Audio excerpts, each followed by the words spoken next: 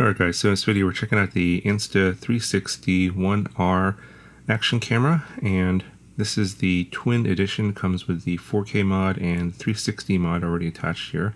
As you can see, it's a modular camera, and I've been thinking for a while now how to make this video, because I've had this set up here for a fair amount of time here and trying to get some footage, and I figured, well, for my audience here that's specifically interested in FPV, what would they find this useful for? So I figured to show you some footage at the beginning of this video and sort of explain how versatile this camera is and what you could possibly use it for. But before we get into the rest of the video, I do want to let you know that Insta360 is having a summer sale right now. You can get the twin edition. I think it's $55 off currently, and there's a lot of other sales going on at their store, up to 42% off. So check the link down in the description. I'm not sure if their prices translate to all the other stores, but it's definitely at the Insta360 store for sure. Okay, so what is so great about this camera and this setup here? It's basically, in a nutshell, I think a very versatile setup because it's modular. So if you get the twin edition here, you get a 4K camera as well as a 360 camera, all in the same package, and I think the regular price is like a little over 400 something. It might be less now with the sale. And if you think of an equivalent setup from GoPro, if you get the Hero 8 for about 300 to 400, and then the Max camera, which is their 360 camera, for about 500, you're talking about $700 to $800 for two separate cameras from GoPro for the same functionality that you get here in this setup here in the twin edition. Now there is one other module or mod that I'm not showing here in this video, and it's not going to be featured. It's the 1-inch mod with the, I think it's got a Leica sensor in it, a 1-inch sensor, and I don't have that, so I don't have any footage, of course, but that is also out now as well. I think that came out a little bit after I got this, so that's why you're not seeing any of that footage, but it is quite a bit more expensive. The footage is definitely better, especially in lower light, than the 4K mod here, because it is a larger sensor and a larger lens. So if you're looking for even better video, I would consider getting that one maybe instead of the 4K, or maybe on top of it as well. It depends, because you can buy all this stuff separately, so it's not you're not locked into one thing or another. You can just take the camera apart. As you can see, it comes with the camera module here, which you'll use for everything. It's got your screen and micro SD card, charging port over here, and then you got your mod itself, and that's the module here, and then the battery. So they have another battery that's a bigger battery, but that won't fit into the case. I think there's like a cage that comes with this. You can just mount this to drones or whatever, selfie stick, etc. But this comes apart very easily. Just slide this little lever here, and then the battery just pops off. Now this is surprisingly waterproof to 5 meters, and there are little rubber gaskets here, as you can see here in the battery. So if you do connect all the pieces properly, it is waterproof, ready to 5 meters. And of course the camera itself pops apart here, and again they have these rubber gaskets to prevent water from getting into the electronics. And then if you want to switch from the 360 mod to the 4K mod, you can just pop on the 4K camera like this. And if you want to do some vlogging and see yourself in the video, you can have the screen facing you, or you can flip it over like this. And then you see basically what the lens is saying over here, pointing away from you, kind of like a regular GoPro. And you just see the battery connectors are on both sides. So that's basically how the camera is put together and the different parts. There's obviously a bunch of accessories. You can get a case, a selfie stick, etc. And there's also these lens guards as well for the 360 mod that are included. And these do scratch pretty easily, as you can see here. This one seems to be okay, but they're there to protect the 360 mod's lenses, which I actually have scratched myself here. Now this is scratched, but it doesn't show up in the video for some reason. It's kind of interesting, but these lenses and the lens guards do scratch pretty easily. It is a downside. I want you guys to know that that is a downside of the camera, and I'm going to try and figure out a way to see how to open this up and maybe replace these lenses. I'm pretty sure it's not gonna be that easy, but you know, I may have to do that in the future. So what makes this camera really unique and versatile, you know, besides the fact that you can switch the different mods and actually get potential future mods in the, you know, like if they come up with a different type of camera or an upgraded 360 camera, you can still use your batteries and accessories and of course the camera module and just upgrade the mod itself, you know, for maybe $150, $200 or how much they cost. So if they have future upgrades, it's not, you don't have to buy a whole new camera, you just get the mod and then it's just plug and play, put the camera right together and you're off and running. In addition to that versatility, there's additional further versatility in the software aspect of the whole system here. And I think this is where the Insta360 system is much more powerful than the GoPro system, especially when it comes to the 360 mod and 360 video. So basically the whole concept of 360 video is you have a 180 degree lens on one side here. It captures the entire 180 degree field of view on this side, and another lens on this side, and basically there's two sensors of course, and this captures the entire 180 degree field of view on this side, both horizontally and vertically. So when they stitch the two fields of view together, you get a 360 degree field of view all around the camera, minus this area called the stitch line in the center. That is basically like the blind spot. You can't obviously see, you know, in this specific blind spot. So if you're using the selfie stick, for example, and the cage, then the selfie stick disappears in the video, and basically anything that you use to attach this to a drone, for example, then that'll disappear as well.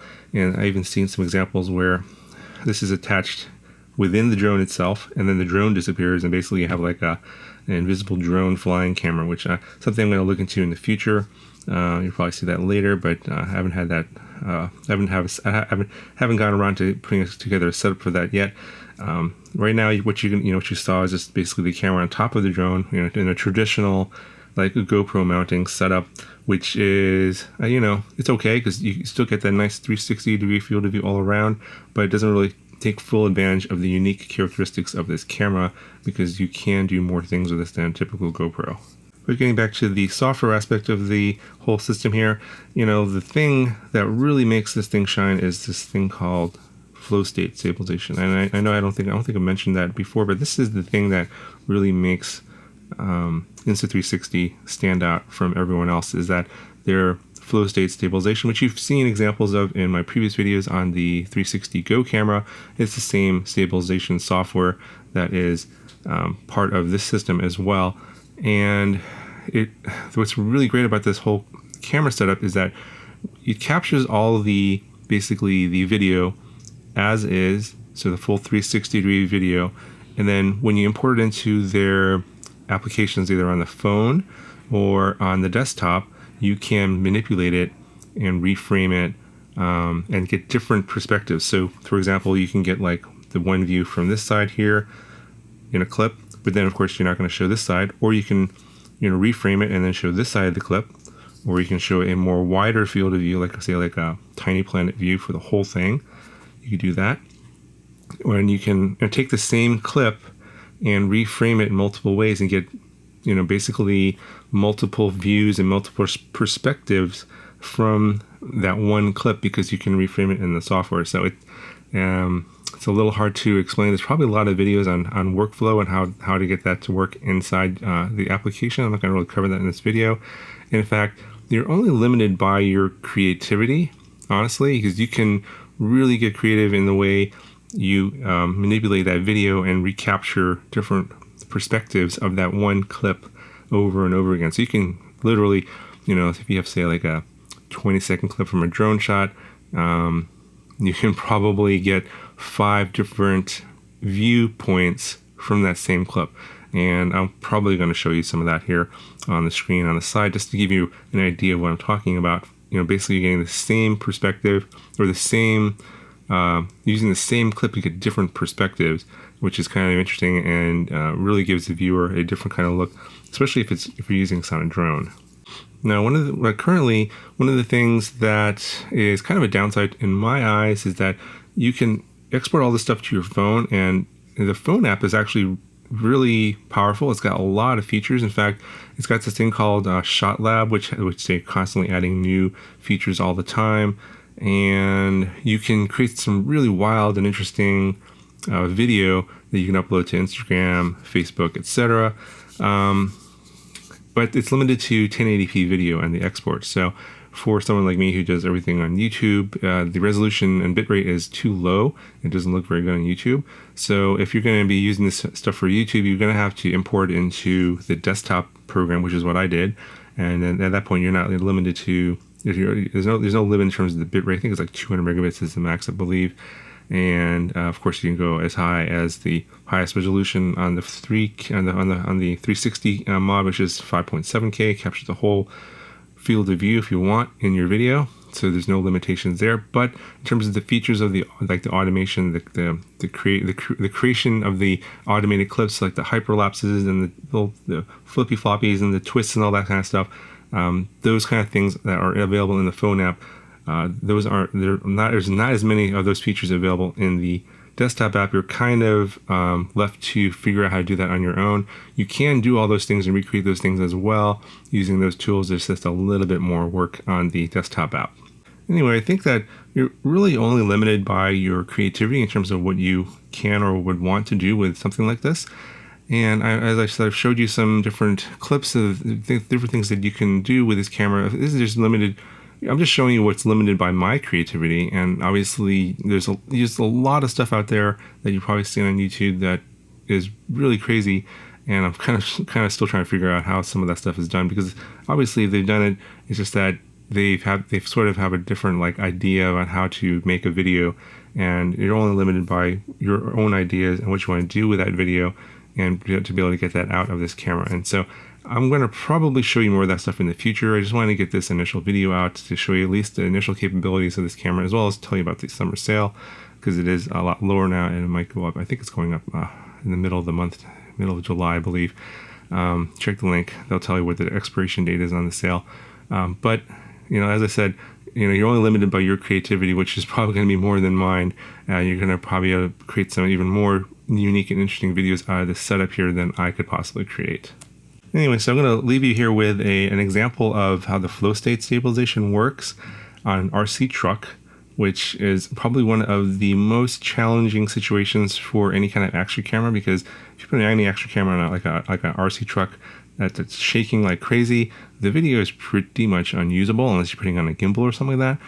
But you put this on here, and I'll show you what it looks like with and without the stabilization, and you'll see that you can actually kind of use this for some unique perspectives on the ground, for example, from an RC vehicle, and get some pretty good footage because it's all stabilized. All that shaking and basically jello is removed by the stabilization software. So let me know what you guys think about this camera and what kind of things you could possibly use it for.